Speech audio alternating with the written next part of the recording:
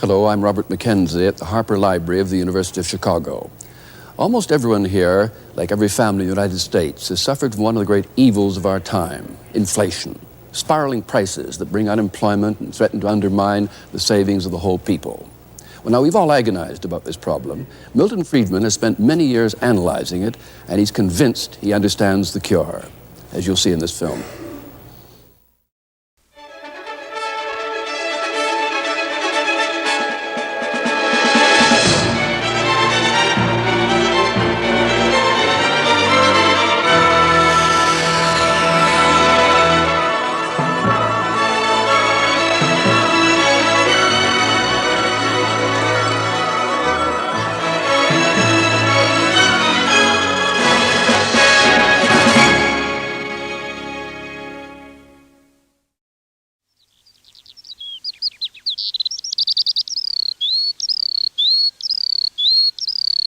The Sierra Nevadas in California, 10,000 feet above sea level. In the winter, temperatures drop to 40 below zero. In the summer, the place bakes in the thin mountain air. In this unlikely spot, the town of Bodie sprang up. In its day, Bodie was filled with prostitutes, drunkards, and gamblers. Part of the colorful history of the American West.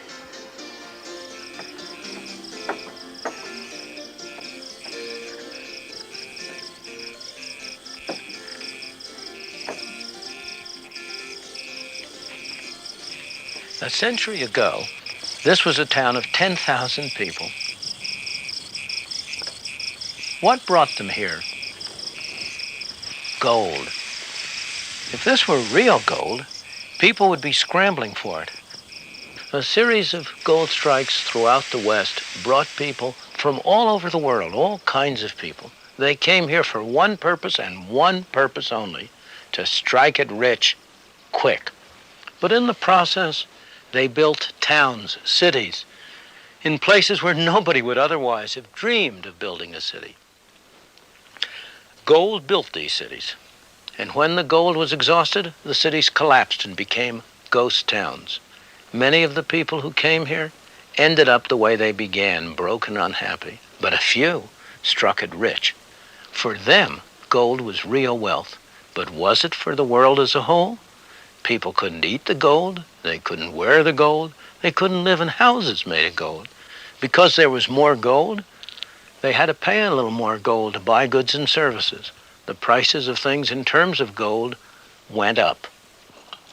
At tremendous cost, at sacrifice of lives, people dug gold out of the bowels of the earth. What happened to that gold? Eventually, at long last, it was transported to distant places, only to be buried again under the ground. This time, in the vaults of banks throughout the world. There's hardly anything that hasn't been used for money. Rock salt in Ethiopia, brass rings in West Africa, cowrie shells in Uganda. Even a toy cannon, anything can be used as money. Crocodile money in Malaysia, absurd, isn't it? That beleaguered minority of the population that still smokes may recognize this stuff as the raw material from which their cigarettes are made. But in the early days of the colonies, long before the United States was established, this was money. It was a common money of Virginia, Maryland, and the Carolinas. It was used for all sorts of things. The legislature voted that it could be used legally to pay taxes. It was used to buy food, clothing, and housing. Indeed, one of the most interesting sights was to see the husky young fellows at that time lug 100 pounds of it down to the docks to pay the costs of the passage of the beauteous young ladies who had come over from England to be their brides.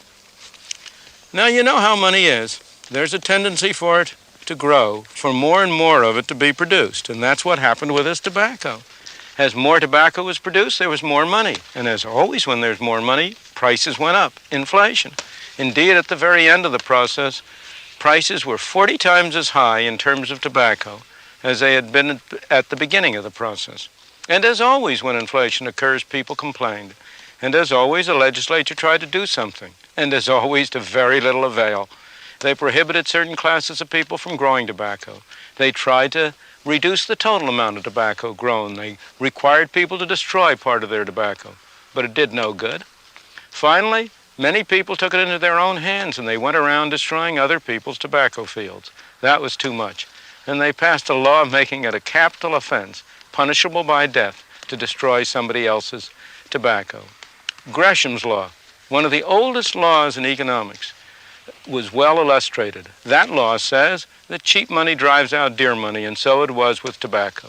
Anybody who had a debt to pay, of course, tried to pay it in the worst quality of tobacco he had. He saved the good tobacco to sell overseas for hard money. The result was that bad money drove out good money.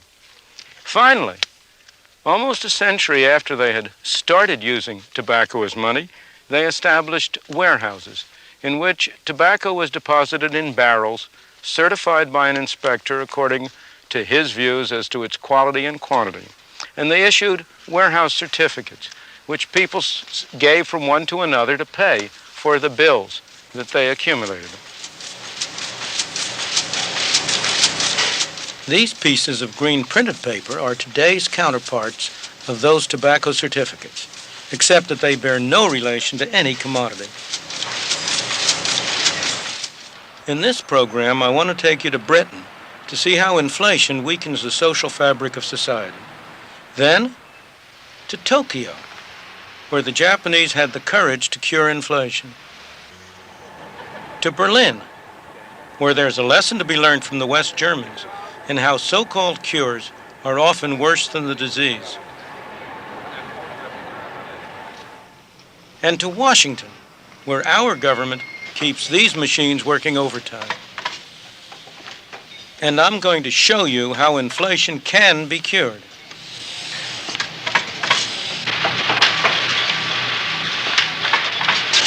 The fact is that most people enjoy the early stages of the inflationary process. Britain, in the swinging 60s, there was plenty of money around. Business was brisk, jobs were plentiful, and prices had not yet taken off. Everybody seemed happy at first.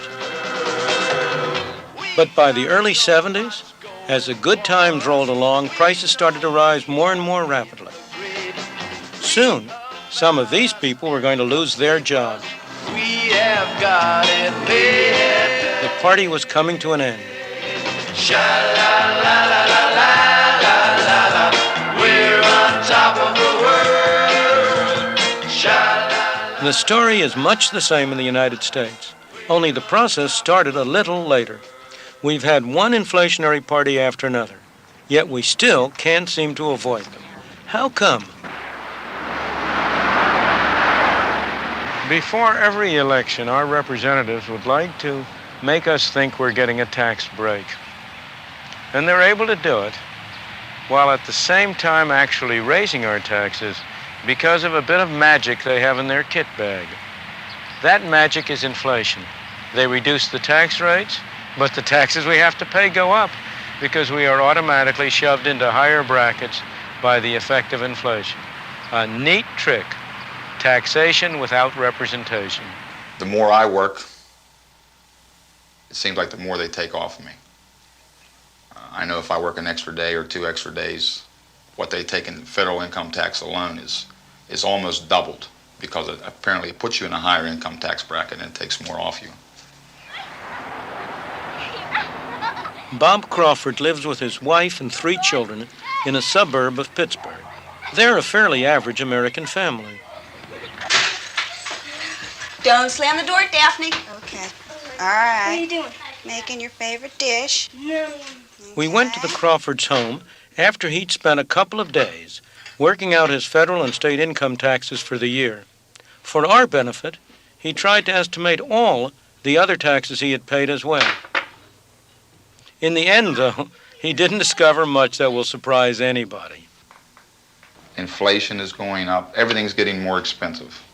No matter what you do, as soon as you walk out of the house, everything's going up. Your gas bills keep going up, electric bills, your gasoline, You could name 1,000 things that are going up, but just everything's going sky high. Your food. My wife goes to the grocery store. We used to live on, say, $60 or $50 every 2 weeks just for our basic food. Now it's $80 or $90 every 2 weeks. Things are just, they're going out of sight as far as expense to live on. Like I say, it's getting tough, and it seems like every month it gets worse and worse. And I don't know where it's going to end.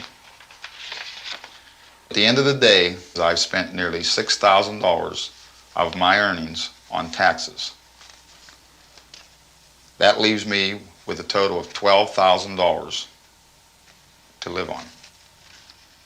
That might seem like a lot of money, but 5, 6 years ago, I was earning $12,000. How does taxation without representation really affect how much the Crawford family has left to spend after it's paid its income taxes? Well, in 1972, Bob Crawford earned $12,000. Some of that income was not subject to income tax. After paying income tax on the rest, he had this much left to spend. 6 years later, he was earning $18,000 a year. By 1978, the amount free from tax was larger, but he was now in a higher tax bracket, so his taxes went up by a larger percentage than his income. However, those dollars weren't worth anything like as much. Even his wages, let alone his income after taxes, hadn't kept up with inflation. His buying power was lower than before. That is taxation without representation in practice. We had a number of you brothers that are sitting here today that were with us on that committee, and I'd like to tell you one of the things... There are many traditional scapegoats blamed for inflation. How often have you heard inflation blamed on labor unions for pushing up wages? Workers, of course, don't agree. But fellas, this is not true. This is a subterfuge. This is a myth. Your wage rates are not creating inflation. And he's right. Higher wages are mostly a result of inflation rather than a cause of it. Economists in this country... Indeed, the impression that unions cause inflation arises partly because union wages are slow to react to inflation. And then there's pressure to catch up. On a day-to-day basis, trying to represent our own members. But that, in fact, is not the case. Not only can we not play catch-up, we can't even maintain a wage rate commensurate with the cost of living that's going up in this country.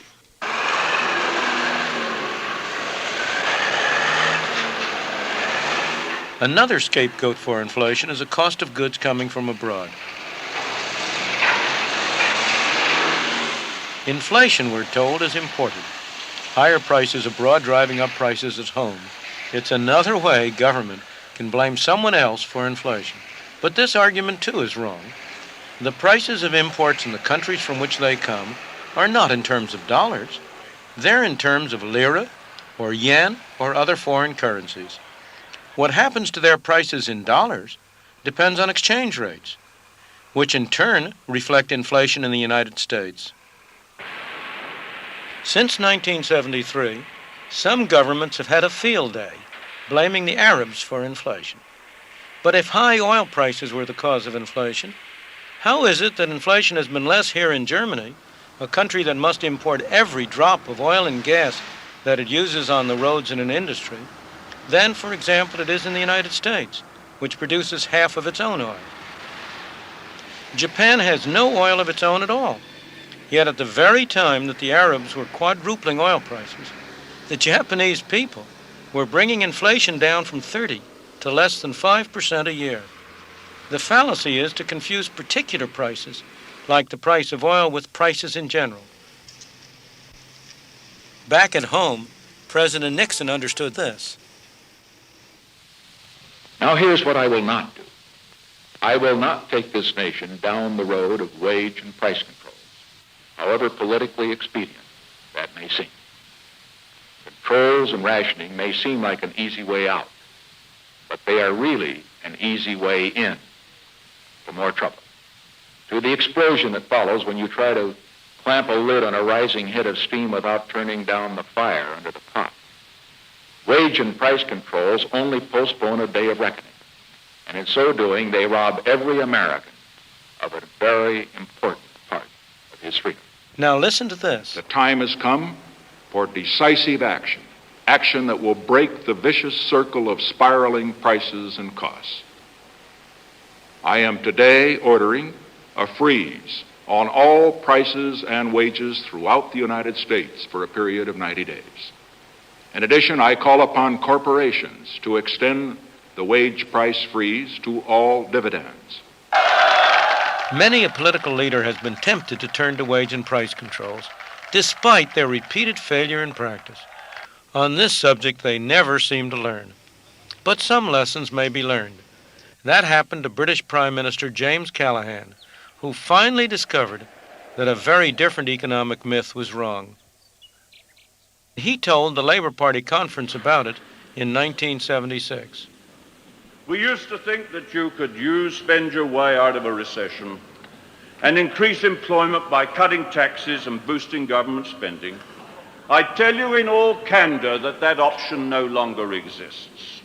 It only worked on each occasion since the war by injecting a bigger dose of inflation into the economy, followed by a higher level of unemployment as the next step. That's the history of the last 20 years.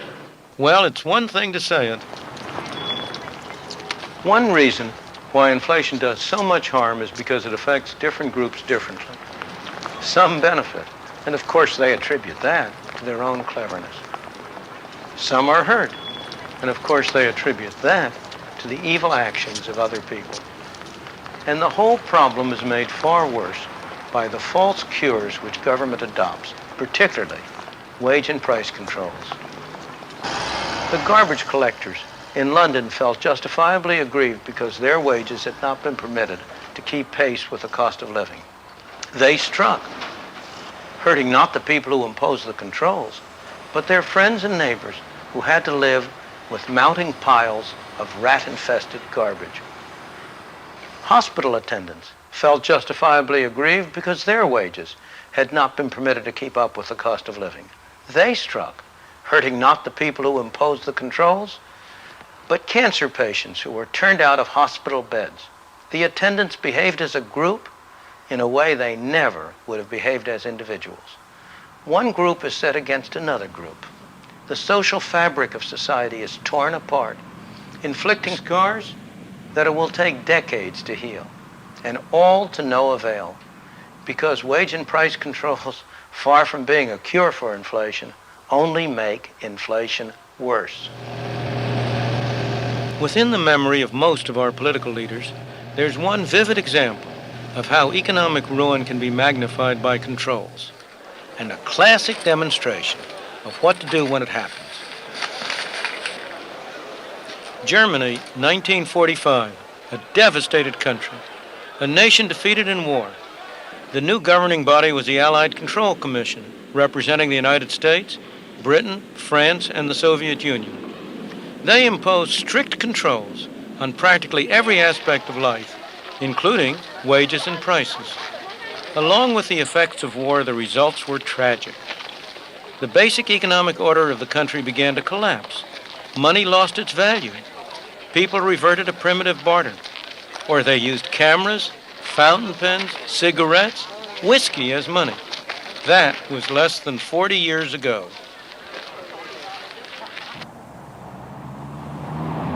This is Germany as we know it today, transformed into a place a lot of people would like to live in.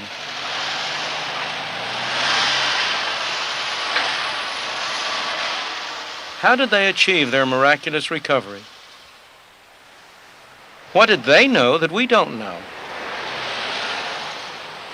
Early one Sunday morning, it was June 20th, 1948, the German Minister of Economics, Ludwig Erhard, a professional economist, simultaneously introduced a new currency, today's Deutschmark, and at one fell swoop abolished almost all controls on prices and wages.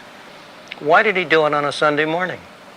It wasn't, as you might suppose, because the stock markets were closed on that day.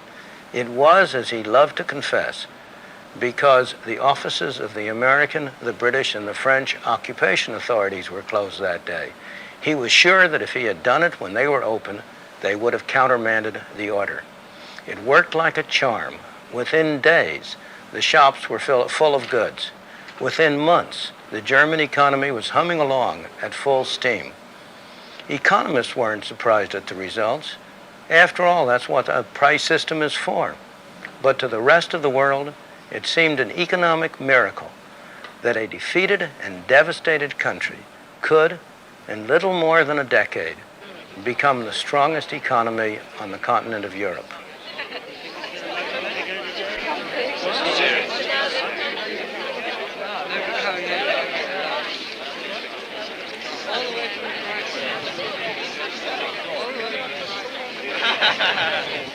In a sense, this city, West Berlin, is something of a unique economic test tube, set as it is deep in communist East Germany.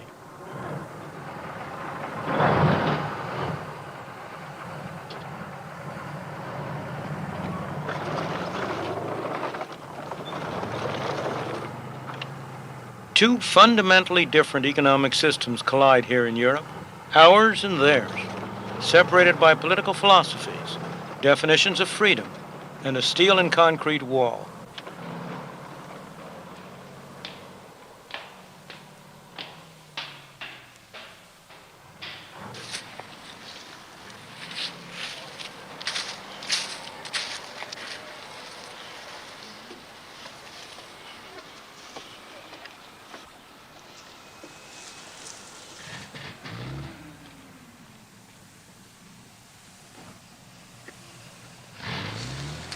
To digress from inflation, economic freedom does not stand alone. It's part of a wider order. I wanted to show you how much difference it makes by letting you see how the people live on the other side of that Berlin Wall. But the East German authorities wouldn't let us. The people over there speak the same language as the people over here. They have the same culture. They have the same forebears. They are the same people. Yet you don't need me to tell you how differently they live. There is one simple explanation. The political system over there cannot tolerate economic freedom. The political system over here could not exist without it. But political freedom cannot be preserved unless inflation is kept in bounds. That's the responsibility of government, which has a monopoly over places like this. The reason we have inflation in the United States, or for that matter anywhere in the world, is because these pieces of paper and the accompanying book entries, or their counterparts in other nations, are growing more rapidly than the quantity of goods and services produced. The truth is, inflation is made in one place and one place only, here in Washington. This is the only place where there are presses like this that turn out these pieces of paper we call money. This is a place where the power resides to determine how rapidly the amount of money shall increase.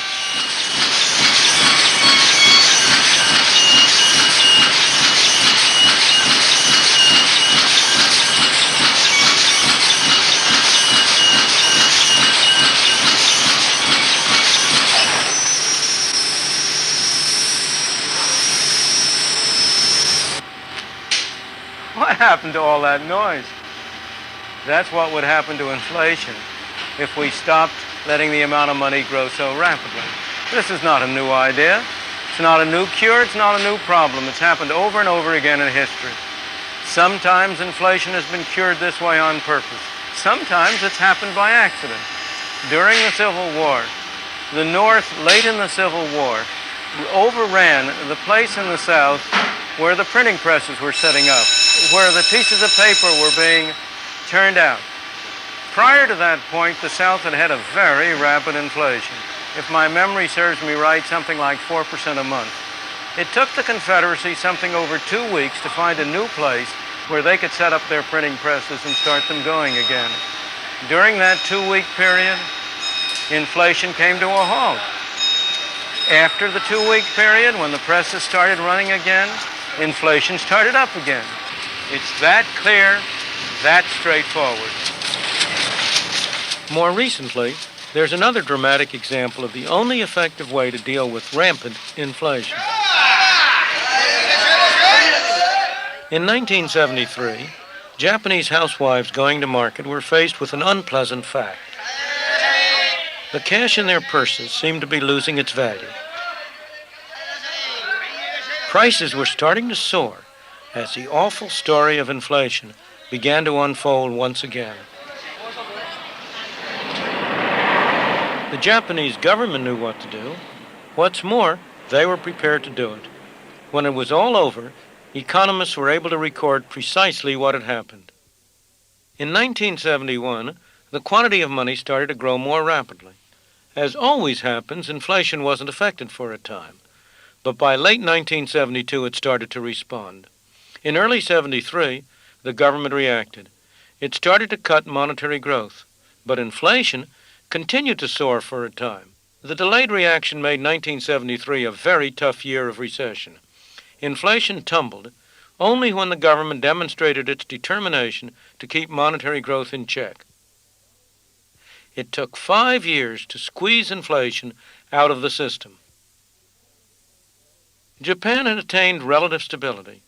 Unfortunately, there's no way to avoid the difficult road the Japanese had to follow before they could have both low inflation and a healthy economy. First, they had to live through a recession until slow monetary growth had its delayed effect on inflation. Inflation is just like alcoholism. In both cases, when you start drinking or when you start printing too much money, the good effects come first. The bad effects only come later. That's why, in both cases, there's a strong temptation to overdo it, to drink too much and to print too much money.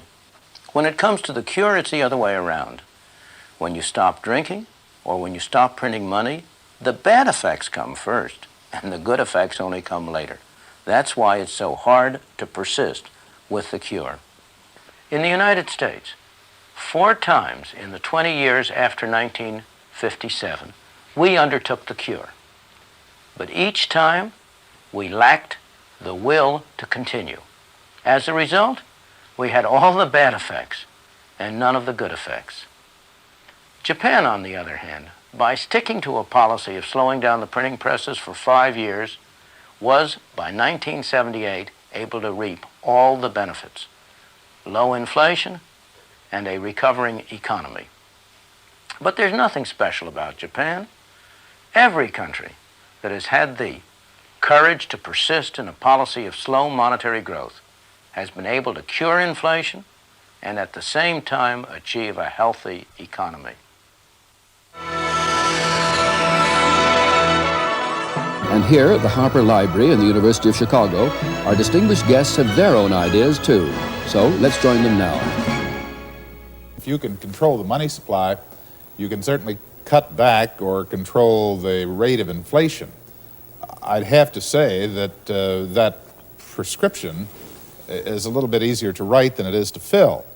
I think there are some other ways to do it, and I would relate the money supply. I think inflation is a measure of the relationship between money and the goods and services that money is meant to cover. And so if you can stimulate the production of goods and services, it's helpful. It's a little tougher to control the money supply, although I think it can be done, than just saying that you should control it, because we've had the growth of credit cards, which is a form of money created, in effect, by the free enterprise system. It isn't all just printed in Washington. But that may sound too defensive. I think he was right in saying it was that the inflation is Washington-based. Mr. Martin, nobody's been in the firing line longer than you, 17 years head of the Fed. Could you briefly comment on that, and we'll go around the group? I want to say 19 years. I wouldn't be out here if it weren't for Milton Friedman today. He came down and gave us advice from time to time. Never taken him. He's going to do some interviewing later, I warn you. And I'm rather glad we didn't take us all the time. In your 19 years as chairman of the Federal Reserve, Bill, The average growth in the money supply was 3.1% per year. The inflation rate was 2.2%. Since you left, the money supply has exactly doubled. The inflation rate is average over 7%. And of course, in recent times, the money supply has been growing in double-digit territory, as has our inflation rate. May I first of all confirm two facts which have been so vividly brought out in the film of Professor Friedman, namely that at the basis of the relatively good performance of Western Germany were really two events. One, the establishment of a new sound money, which we tried to preserve sound afterwards. And secondly, the jump overnight into a free market economy without any controls over prices and wages. These were the two fundamental facts. Now, we have tried to preserve monetary stability by just trying to follow this prescription of Professor Friedman, namely monetary discipline, keeping monetary growth relatively moderate. I must, however, warn you, it's not so easy as it looks. If you just say governments have to have the courage to persist in that course. Yeah. Nobody does disagree with the proposition that excessive growth in money supply is an essential element in the inflationary process, and that the real problem is not what to do, but how to have the courage and the will to do it. And I want to go and start, if I may, on that subject, because I think that's what we ought to explore. Why is it we haven't had the courage and don't, and under what circumstances will we? And I want to start with Bill Martin, because his experience is a very interesting experience. His 19 years was divided into different periods. In the first period, that average that Burl Sprinkle spoke about, averaged two very different periods. An early period of very slow growth and slow inflation, a later period of what at the time was regarded as creeping inflation. Now we'd be delighted to get back to it. People don't remember that at the time that Mr. Nixon introduced price and wage controls in 1971 to control an outrageous inflation, the rate of inflation was 4.5% per year. Today, we'd regard that as a major achievement. But the latter part of the period when you were chairman was a period when the inflation rate was starting to creep up and money growth rate was also creeping up. Now, if I go from your period, you were eloquent in your statements to the public, to the press, to everyone about the evils of inflation and about the determination of the Federal Reserve not to be the architect of inflation. Your successor, Arthur Burns, was just as eloquent, made exactly the same kinds of statements, as effectively, and again, over and over again, said the Federal Reserve will not be the architect of inflation. His successor, Mr. G. William Miller, made the same speeches and the same statements and the same protestations. His successor, Paul Volcker, he is making the same statements. Now, my question to you is, why is it that there has been such a striking difference between the excellent pronouncements of all chairmen of the Fed? Therefore, it's not personal on you. You have a lot of company, unfortunately, for the country. Why is it that there's been such a wide diversion between the excellent pronouncements on the one hand and what I regard as a very poor performance on the other? Because monetary policy is not the only element. Fiscal policy is equally important. You're shifting the buck to the Treasury. Yes. To the Congress. We'll get to Mr. Brown. Yeah, don't worry. Right.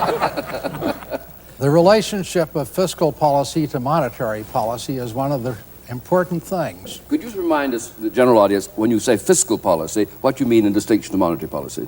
Well, taxation, the raising revenue. And spending. And spending. And deficits. And deficits, yes, exactly. And I think that you have to realize that when I've talked for a long time about the independence of the Federal Reserve, that's independence within the government, not independence of the government. And I've worked consistently with the Treasury to try to see that the government is financed. Now, this gets back to spending. The government says they're going to spend a certain amount, and then it turns out they don't spend that amount. It doubles. The job of the Federal Reserve is not to run government spending. It's not to run government taxation. The job of the Federal Reserve is to control the money supply. And I believe, frankly, I have always believed, as you know, that these are excuses and not reasons for the that's where you and I differ, because I think we would be irresponsible if we didn't take into account the needs and what the government is saying and doing. I think if we just went on our own irresponsibly, I say it on this because I was in the Treasury before I came to the Fed, and I know the other side of the picture. I think we'd be rightly condemned by the American people and by the electorate. Every central bank in this world, including the German central bank, including the Federal Reserve System, has the technical capacity to make the money supply do over a period of 2 or 3 or 4 months, not daily, but over a period, has the technical capacity to control it. Dr. Brown, is that right now? Cannot explain the kind of excessive money creation that has occurred in terms of the technical incapacity of the Federal Reserve System or of the German Central Bank or the Bank of England or any other central bank in the world.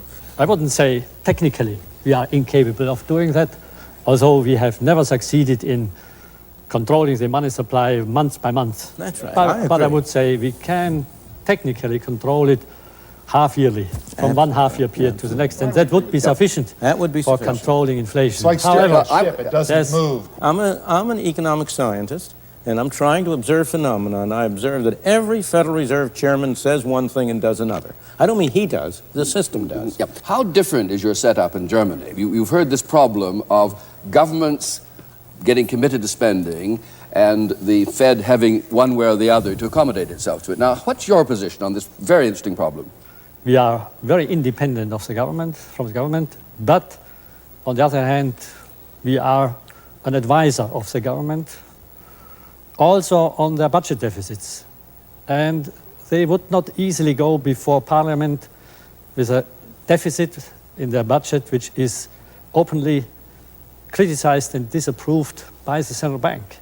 Why? Because we have a tradition in our country that we can also publicly criticize the government on this account. And second, if, as has happened in our case too, the government goes beyond what is tolerable for the sake of overall equilibrium, we have let it come through in the capital markets. That is to say, they have driven up interest rates. That has drawn public criticism, and that has had some effect on their attitude. I think that's a very important point that Dr. Eminger just made, because there is not a one-to-one relationship between government deficits and what happens to the money supply at all. The pressure on the Federal Reserve comes indirectly. It comes because large government deficits, if they are financed in the general capital market, will drive up interest rates, and then we have the Wright-Patmans in Congress and their successors pressuring the Federal Reserve to enter in and finance the deficit by printing money as a way of supposedly holding down interest rates. Now, before I turn to Mr. Brown and ask him that, I just want to make one point which is very important. The Federal Reserve's activities in trying to hold down interest rates have put us in a position where we have the highest interest rates in history. It's another example of the difference between the announced intentions of a policy and the actual result. But now I want to come to Clarence Brown and ask him, shift the buck to him and put him on the hot seat for a bit. The government spending has been going up rapidly, Republican administration or Democratic administration. This is a nonpartisan issue. It doesn't matter. Right. Government deficits have been going up rapidly, Republican administration or Democratic administration. Why is it that here again you have the difference between pronouncements and performance? There is no congressman, no senator who will come out and say, I am in favor of inflation. There is not a single one who will say, I am in favor of big deficits. They'll all say, we want to balance the budget, we want to hold down spending, we want an economical government. How do you explain the difference between performance and talk on the side of Congress? Well, first, I think we have to make one point. I'm not so much with the government as I am against it. I understand. As you know, I'm a minority member of Congress. Again, I'm not directing this at you personally. I understand, of course. And while the administrations, as you mentioned, Republican and Democratic administrations, have both been responsible for increases in spending, at least in terms of their recommendation, it is the Congress, and only the Congress, that appropriates the funds and determines what the taxes are. The President has no authority to do that, and so one must lay it at the feet of the U.S. Congress. Now, I guess we'd have to concede that it's a little bit more fun to give away things than it is to withhold them, and this is the reason that the Congress responds to a general public that says, well, I want you to cut everybody else's program but the one in which I am most particularly interested. Save money, but incidentally, my wife is taking care of the orphanages, and so let's try to help the orphanages, or whatever it is. Let me try to make a point, if I can, however, on what I think is a new spirit moving within the Congress, and that is that inflation as a national affliction is beginning to have an impact on the political psychology of many Americans. Now, the Germans, the Japanese, and others have had this terrific post-war inflation. The Germans have been through it twice, after World War I and World War II, and it's a part of their national psyche. But we are affected in this country by the Depression. Our whole tax structure is built on the Depression. The idea of the tax structure in the past has been to get the money out of the mattress, where it went after the banks failed in this country and jobs were lost, and out of the woodshed or the tin box in the backyard, get it out of there and put it into circulation. Get it moving, get things going. And one of the ways to do that was to encourage inflation, because if you held on to it, the money would depreciate. And the other way was to tax it away from people and let the government spend it. Now there's a reaction to that, and people are beginning to say, wait just a minute, we're not afflicted as much as we were by depression, we're now afflicted by inflation, and we'd like for you to get it under control. Now you can do that in another way, and that without reducing the money supply radically. I think the Joint Economic Committee has recommended that we do it gradually. But the way that you can do it is to reduce taxes and the impact of government, that is the weight of government, and increase private saving so that the private saving can finance some of the debt that you have. There is no way you can do it without reducing, in my opinion, the rate of monetary growth, and I, recognizing the facts, even though they ought not to be that way, I wonder whether you can reduce the rate of monetary growth unless Congress actually does reduce government spending as well as government taxes. The problem is that every time we use demand management, we get into a kind of an Iron Maiden kind of situation. We twist this way, and one of the spikes grabs us here, so we twist that way, and a spike over here gets us. And every recession has had higher basic unemployment rates than the previous recession in the last several years, and every inflation has had higher inflation. We've got to get that tilt out of the society. Would it be fair to say, though, that a fundamental difference is the Germans are more deeply fearful of a return to inflation, having had the horrifying experience between the wars especially?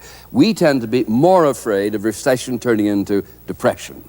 I think there is something in it, and in particular, in Germany, a government would have to fear very much in their electoral prospects if they went into such an election period with a high inflation rate.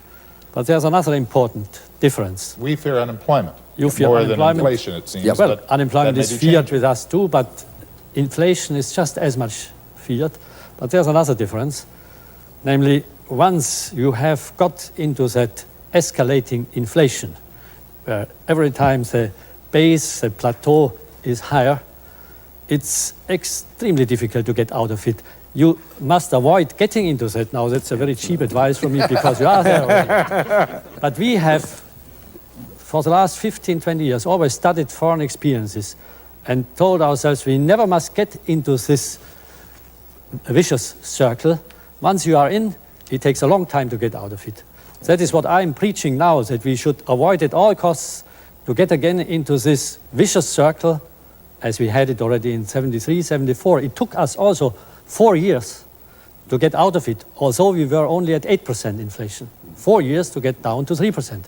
So yes. Now you have, I think, the question whether you can do it in a gradualist way over many, many years, or whether you don't need a sort of shock treatment. The film showed it took the Japanese, what, 4 years? 5 years. 5 years. 5 years. Bob, one of my greatest concerns is that we haven't suffered enough yet. Most of the nations that have finally got their inflation... speech, I can tell you. Well, I'm not running for office, Clarence. Most countries that finally got their inflation under control had 20, 30% or worse inflation. Germany had much worse, and the public supports them. We live in a democracy. And we're getting constituencies that gain from inflation. If you look at people that own real estate, they've done very well. And how can we get there without going through even more pain? And I doubt that we will. If you ask who are the constituencies that have benefited most from inflation, there are no doubt. It is the homeowners, but it's also the congressmen who have been able to vote higher spending without having to vote higher taxes. They have, in fact, right. Congress has in fact voted for inflation, but you have never had a congressman on record to that effect. It's the government civil servants who have their own salaries are indexed and tied to inflation. They have a retirement benefit, a retirement pension that's tied to inflation. They qualify, a large fraction of them, for Social Security as well, which is tied to inflation. So that the beneficiary... Labor contracts that are... labor and many contracts. pricing things that are tied But the to one inflation. thing that isn't tied to inflation, and here I want to come back and ask why Congress has been so bad in this area, is our taxes. It has been impossible to get Congress to index the tax system so that you don't have the present effect, where every 1% increase in inflation pushes people up into higher brackets and forces them to pay higher taxes. Well, as you know, Why I'm an hasn't- advocate of I that. know you are. Some countries do that, of course. Oh, of Canada course, does it. yes. The index Canada is the index. And I went up to Canada on a little weekend seminar program on indexing and came back an advocate of indexing, because I found out that the people who are delighted with indexing are the taxpayers, because as the inflation rate goes up, their tax level either maintains its same level or goes down. The people who are the people who are very unhappy with it are the people who have to plan government spending, because it is reducing the amount of money that the government has rather than watching it go up by 10 or 12 billion. You get a little dividend to spend in this country, the bureaucrats do every year. But the politicians are unhappy with it too, as Dr. Friedman points out, because you see, the politicians don't get to vote a tax reduction. It happens automatically. Yeah. And so you can't go back and in a praiseworthy way tell your constituents that I am for you, I voted the tax reduction. And I think we ought to be able to index the tax system so that that tax reduction is automatic, rather than have what we've had in the past, and that is an automatic increase in the taxes. And the politicians say, well, we're sorry about inflation, but you're right. Well, I want to go and make a very different point.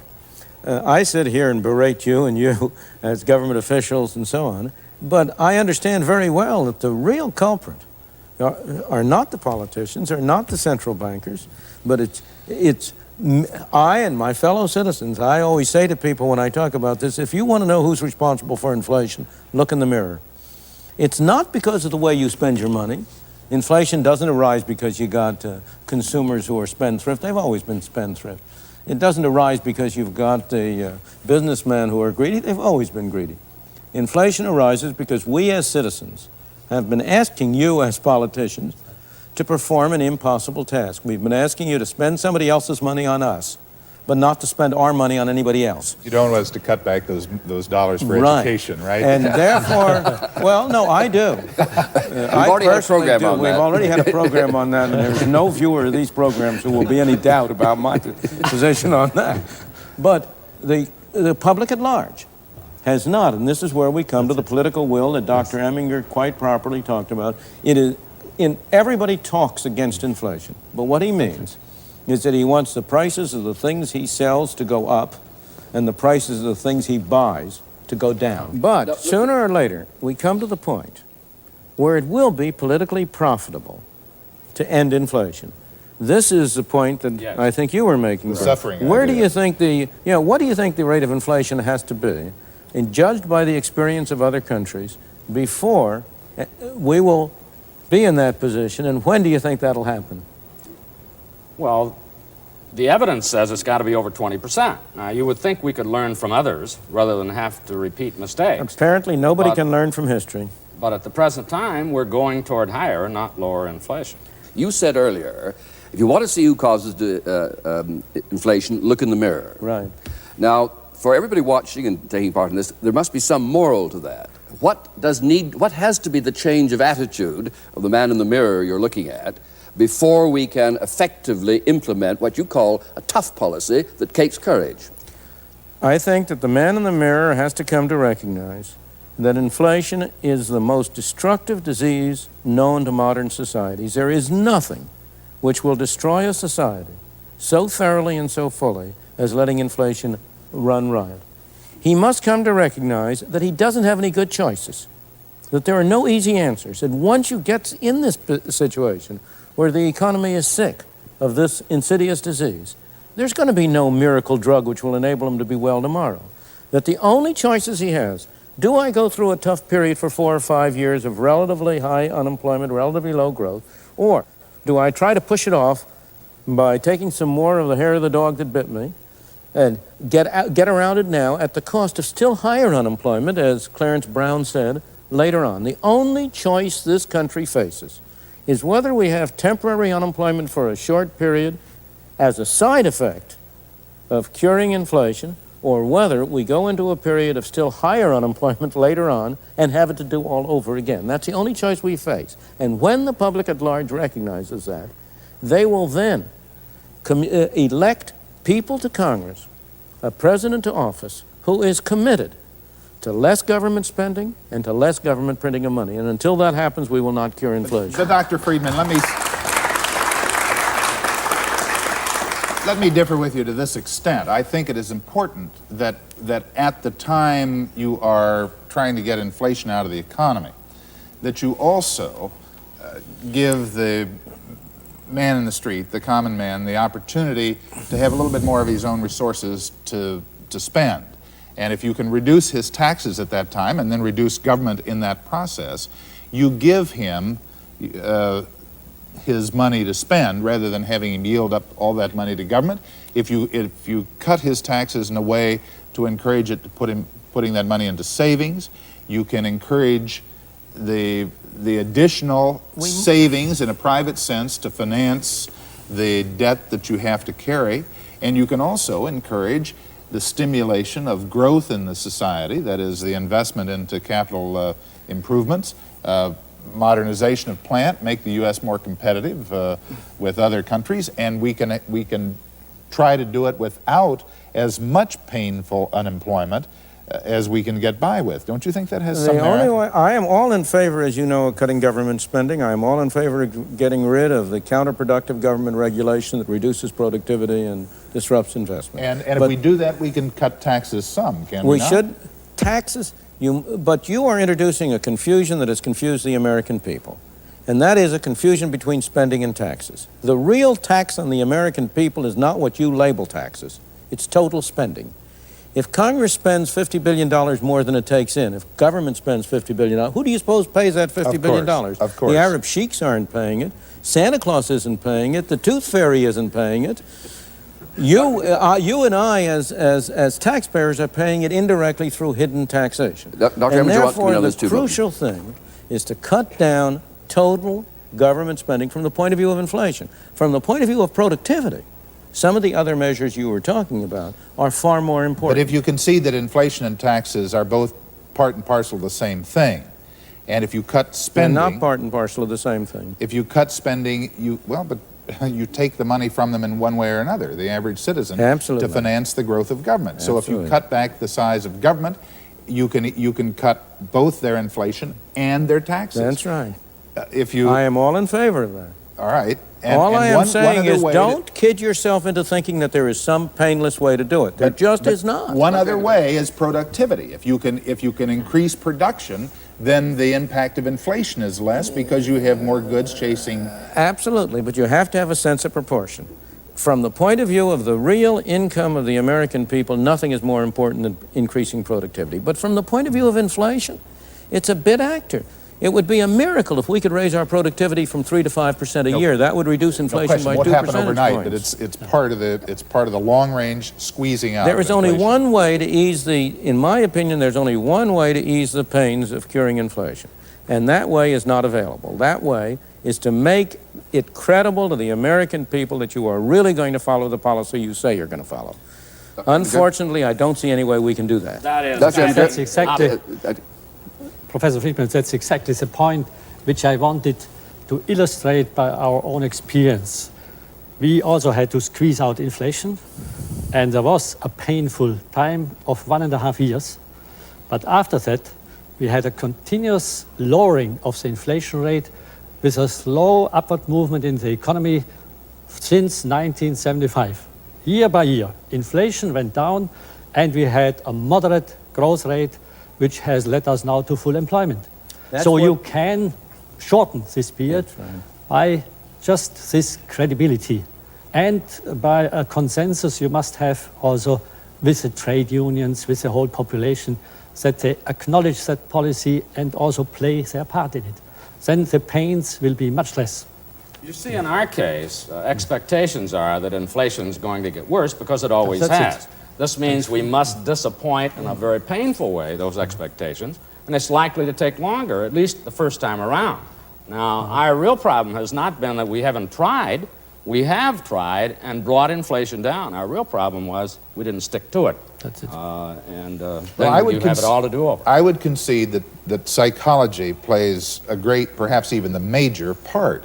But I do believe that if you have private savings stimulated by your tax system, rather than discouraged by your tax system, you can finance some of that public debt by private savings rather than by inflation. And the result will be to ease to some degree the pain of that heavy unemployment that you seem to suggest is the only way to deal with the problem. The talk is fine, but the problem is it is used to evade the key issue.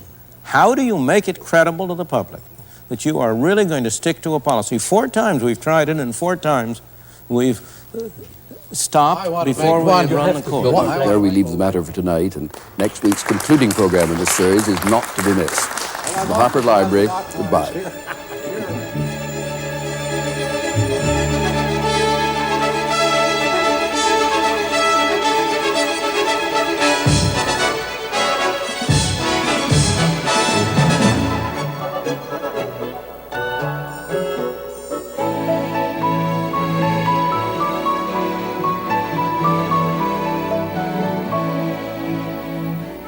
Next week, find out how power is used and abused.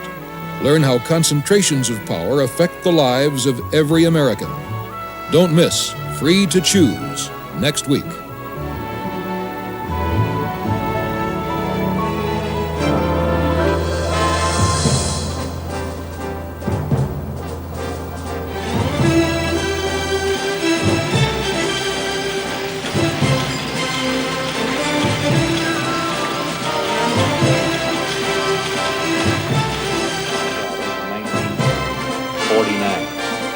$11% of the total cost